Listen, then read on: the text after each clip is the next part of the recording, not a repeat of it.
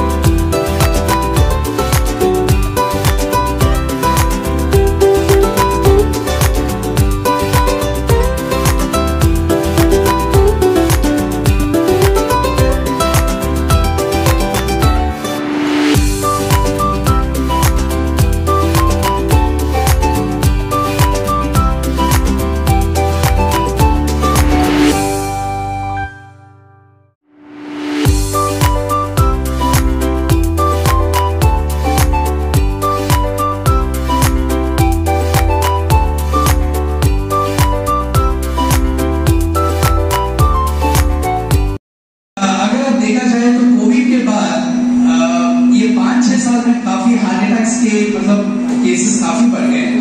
इसके बहुत से कारण भी हैं। एक, जिसको भी कोविड आया है, जिसको भी कोविड इन्फेक्शन हुआ है, उसको हार्ट अटैक आने के हार्ट के प्रॉब्लम की आवश्यकता जनरली बढ़ गए, तो इसके पहले उतना नहीं था। सो सब लोग समझते हैं वैक्सीन की वजह से आ रहा है, ये कोविड वैक्सीन लेने के बाद हार्ट अटैक रहता है। ये गलत है। ये वैक्सीन से कोई रिलेशन नहीं है। जिसको भी वैक्सीन, जिसको भी कोविड आया है, उसको हार्ट के प्रॉब्लम्स आने के ज्यादा चांसेस आ रहा है। जैसे शुगर है, जिसको बीपी है, जिसको कई साल से मतलब कभी चेकअप ही नहीं करवाए, वो सडनली हार्ट अटैक्स आके ही हॉस्पिटल को आ रहे हैं। तो मेरा मतलब क्या है, ये फ्री मेडिकल कैंप्स जब भी ऑर्गेनाइज करते हैं, हमारा मकसद यही रहता है कि जिसको हाई रिस्क होता है, जिसको शुगर ज्यादा है, जिसका शुगर कंट्रोल में नहीं है, जिसको बीपी ज्यादा है, कंट्रोल में नहीं है, उन लोगों को ये चीजें कंट्रोल करने से उनको हार्ट अटैक के रिस्क बहुत कम होता है। तो सबको आपको पता है हार्ट अटैक नहीं आने से क्या क्या करना है, सबको मालूम है। सुबह उठना है डॉक्टर साहब, आधा घंटा वॉकिंग करना है। कौन करता है? डॉक्टर साहब मेरा 8 बजे 9 बजे दुकान है, तो मेरे को सुबह उठना मुश्किल है, तो मैं उठ ही नहीं सकता डॉक्टर साहब। यही है मतलब एक्सक्यूज, तो मतलब 100 एक्सक्यूज मिल जाएंगे आपको, लेकिन कोई करेगा नहीं। सबको मालूम है हार्ट के लिए अच्छा है, लेकिन कोई भी करेगा नहीं। सो वॉकिंग आधा घंटा करना सबसे जरूरी है, सुबह लो या शाम में लो। शुगर जिसको भी है, बीपी है या स्मोकिंग है या गुटखा है, ये सब चीजें छोड़ने से आदमी को 50 to 60% हार्ट की बीमारी कम हो जाए। ये सबसे इम्पोर्टेंट। तो उसके साथ एक और चीज है, जिसको फैमिली हिस्ट्री रहता है, जैसे दादाजी को है या पिताजी को, जिसको भी हार्ट का प्रॉब्लम है, उसको फैमिली में आने के चांसेस आते हैं। तो ऐसे केसेस जैसे वरंगल से भी मेरे को है, जिसके एक ही परिवार में 3-4 लोगों को हमको एंजियोप्लास्टी करना पड़ा। इन जो लोगों को रिस्क ज्यादा रहता है, उन लोगों को स्क्रीनिंग करना सबसे जरूरी है। स्क्रीनिंग मतलब ईसीजी निकलवाना, 2DFO करना, और जिसको रिस्क ज्यादा है, हम आगे परीक्षा जैसे TMT वगैरह करके हार्ट में ब्लॉकेजेस नहीं करके मालूम पड़ जाता है। अगर है तो उसका ट्रीटमेंट कभी भी रहता है। ऐसा नहीं कि इमरजेंसी आके ट्रीटमेंट लेना बड़ी बात नहीं है। सो prevention is better than cure. So upon prevention करेंगे तो हर बार अपने अपने फाइनेंस के हिसाब से देखो, हेल्थ के हिसाब से देखो, आप अपने सब को सुधर सकते हैं। ఆల్కహాల్ తాగే వాళ్ళకి మాత్రమే లివర్ ప్రాబ్లం వస్తుందని అందరూ అనుకుంటారు. కానీ ఆల్కహాల్ కాకుండా hepatitis B, hepatitis C and fatty liver disease, ఈ 3 మేజర్ కాజెస్ లివర్ డిసీజెస్ కి, లివర్ లాస్ట్ స్టేజ్ డ్యామేజ్ అవుతానికి. సో అర్లీ స్టేజ్ లో పట్టుకోగలిగితే మనం వీటిని ట్రీట్ చేసుకోవచ్చు. ఆ last stage of liver disease వెళ్లకుండా మనం చూసుకోవచ్చు. దాని గురించి మనం ఈ రోజు హెపటైటిస్ బి, హెపటైటిస్ సి కి స్క్రీనింగ్ చేస్తున్నాము. అండ్ ఫ్యాటీ లివర్ డిసీజ్ ఎంత సివియర్ గా ఉంది, అది ఫర్దర్ డ్యామేజ్ వెళ్తామని తెలుసుకుంటానికి చేసే టెస్ట్ ఫైబ్రోస్. సో ఈ 3 టెస్ట్ ఈ రోజు మనం ఈ క్యాంప్ లో చేయబోతున్నాము. Other than that already liver disease కి ఆల్రెడీ ఏదైనా ప్రాబ్లం ఉన్న వాళ్ళు కానీ, గ్యాస్ట్రెంటాలజీ ప్రాబ్లం ఉన్న వాళ్ళు కానీ నేను చూస్తాం డెఫినెట్ గా. అండ్ ఈ ఆపర్చునిటీ ఇచ్చినందుకు thank you very much. And only disease వచ్చిన తర్వాత కన్నా అర్లీ స్టేజ్ లో మనం కనుక డిసీజ్ ని ప్రివెంట్ చేసుకోగలిగితే, ఐడెంటిఫై చేసుకుని ట్రీట్ చేసుకోగలిగితే, ఎండ్ స్టేజ్ లివర్ డిసీజెస్ కి వెళ్లకుండా ఉంటుంది. సో లివర్ కి ఒకసారి ప్రాబ్లం వచ్చింది అంటే liver transplantation is the only option.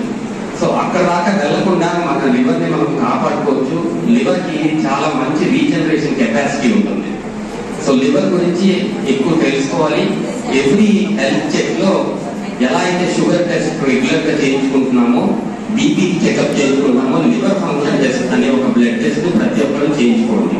और हर साल आप इतना अच्छा काम कर रहे हैं, महिलाओं से ये आ रहे हैं, मुझे तो बहुत पर्सनली मुझे बहुत अच्छा लग रहा है.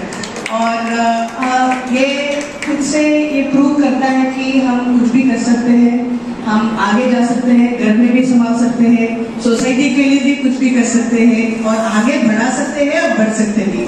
और thank you once again for inviting us over here.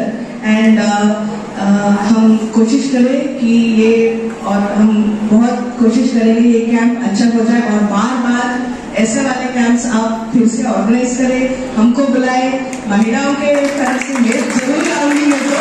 और बार बार ये करना है, आगे बढ़ाना है, आगे बढ़ना है. So long live the committee. ठीक है, तो आपके पास 4-5 ऑप्शन है जो रोज आप खाना में खाना ही खाना ये भी हो जाओ. फिर फल को दाल चावल खाओ, मना को नहीं, लेकिन देखा साथ या तो पनीर खाओ, या तो चना खाओ, या काबुली चना खाओ, या सोया खाओ, जो भी खा की मर्जी है, लेकिन प्रोटीन ले लो. सुबह 1 कटोरी, शाम के 1 कटोरी दही भी खाओ, बीमा से 7-8 ग्राम प्रोटीन लो. ये सब करो तो आपकी वेट लॉस हुई, बीमारी आदि चले जाए. सेकेंड चीज एक्सरसाइज. वॉकिंग तो आप करो, बहुत लोगों ने देखा भी वॉकिंग करता हुआ, लेकिन वेट लिफ्टिंग करना जरूरी है. आप कौन सी भी एज में होगा, की भी होगा, 20 का होगा, 60 का होगा, मतलब को नहीं, वेट लिफ्ट करना. थर्ड थिंग मोस्ट इम्पोर्टेंट बात ना बोल रही हूँ, आपका बीच में जितनी भी यंग डेथ हुई, 40 साल 50 साल सब यंग है, 50 साल भी यंग है. आपका घर में क्या 50 होगा तो बोनस से ज्ञान कोनी 50 साल भी यंग है. जो भी आपका घर में 50 इयर्स के अंदर जितनी भी डेथ हुई, सबको मेन रीजन टाइम को नेग्लिजेंस टाइम से सर रे मैं ठीक हो मन कहीं प्रॉब्लम बात चीज को नहीं. अगर प्रॉब्लम हो तो घर में बोलो और मानो की प्रॉब्लम है, डिनाइल में मत करो. काका पीछे सारी फैमिली भी है जो काका पर डिपेंडेंट है, तो बात चीज मत करो और बोल. కంతులు గడ్డలు బ్రెస్ట్లో వస్తాయో అవి అన్నీ 90% నార్మల్గా ఉంటాయి హార్మోన్స్ వల్ల. కానీ 10% మాత్రం వాళ్ళ ఫ్యామిలీలో ఎవరికైనా క్యాన్సర్ ఉంటే వాళ్ళలో క్యాన్సర్ వచ్చే అవకాశాలు ఉంటాయి. కాబట్టి ఖచ్చితంగా ఎవ్రీ ఇయర్ టెస్ట్ చేయించుకోవాలి. అలాగే 40 years లోపు ఉన్న వాళ్ళలో అల్ట్రాసౌండ్ అనేది ప్రిఫరబుల్. 40 years తర్వాత వాళ్ళని ఖచ్చితంగా ఇప్పుడు మ్యామోగ్రామ్ చేస్తారు. మ్యామోగ్రామ్ అనేది ఒక టెస్ట్, అంటే అది ఆల్మోస్ట్ స్కాన్ లాగా. సో ఇది చేయడం వల్ల క్యాన్సర్ ఉందా లేదా అనేది కొంతవరకు తెలుస్తుంది. ఒకవేళ క్యాన్సర్ ఉన్నా భయపడాల్సిన అవసరం లేదు. ఇప్పుడు టెక్నాలజీ డెవలప్ అయింది. సో క్యాన్సర్ వరకే ఎంతవరకు ఉందో ఆ క్యాన్సర్ కంటి వరకు తీసేసి అవసరాన్ని బట్టి కీమోథెరపీ, హార్మోథెరపీ, రేడియోథెరపీ ఇవన్నీ ఇస్తారు. ఇంతకుముందు ఓల్డెన్ డేస్లో బ్రెస్ట్ మొత్తం తీసేవాళ్ళు, కానీ ఇప్పుడు అలా లేదు. ఓన్లీ క్యాన్సర్ కంటి వరకు తీసేసి మిగతా ట్రీట్మెంట్ ఇస్తారు. అలాగే దీంట్లో ఇంకా కొంత డెవలప్మెంట్లో ఏమైందంటే బ్రెస్ట్ మొత్తం తీసేసినా కానీ కొన్ని సందర్భాల్లో ఆంకోప్లాస్టిక్ సర్జరీ అనేది కొత్తగా వచ్చిన టెక్నాలజీ. సో దీనిలో ఏంటంటే ఇంకొక బ్రెస్ట్ లాగానే సేమ్ ఈ ఏదైతే సర్జరీ చేసిన బ్రెస్ట్ని కూడా రీకన్స్ట్రక్షన్ చేస్తారు.